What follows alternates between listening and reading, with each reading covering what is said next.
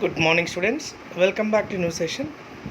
In this session, we are going to discuss subject enrichment activity 1, constructing a square root spiral.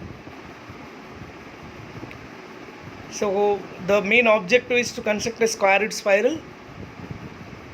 What's the materials required? Adhesive, gum box, geometry box, marker, a chart. So what is the prerequisite knowledge required for this to go on with this activity? Concept of number line, concept of irrational numbers, and also Pythagoras theorem. So generally take a piece of chart having the dimensions 30 cm into 30 centimeters.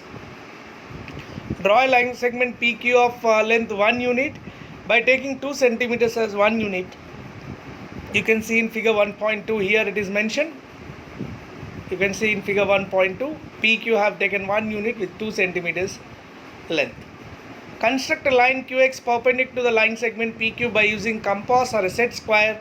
You can see using compass you can construct 90 degrees at PQ, that PX is a ray.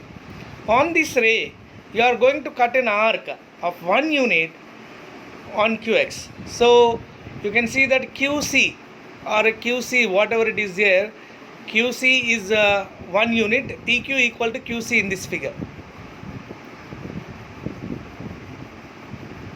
Now taking join PC. Now you are going to join PC. Taking PC as a base. Now taking PC as a base, you can see here, you should draw a perpendicular on this PC, which is called CD. Okay. Now taking PC as a base, draw a perpendicular CY to PC by using compass or a set scale.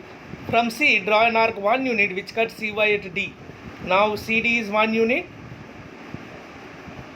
From D, draw an arc of 1 unit which cuts DZ at C. See, now you are going to join PD. After joining PD, again you are going to repeat what you did at QC. The same thing you are going to with PD. For PD, you are going to draw a perpendicular line. You can see here for PD perpendicular line. So there 1 unit. Again you are repeating the same steps until root 6 or root 7. So this is called a square root spiral. So you can see first hypotenuse is root 2, the second hypotenuse is root 3, the third hypotenuse is root 4, that is PC is root 2, PD is root 3, PE is root 4, PF is root 5, PG is root 6, and so on. Like that you can construct a square root spiral. Keep repeating the above process for sufficient number of times and the figure so obtained is called a square root spiral. So you can see it looks like this. Demonstration. In the figure 1.5, triangle PQC is a right angle triangle. So from Pythagoras theorem, how you can say it is root 2? By Pythagoras theorem, 1 square plus 1 square equal to 2, then PC equal to square root 2. Similarly, how you got root 3?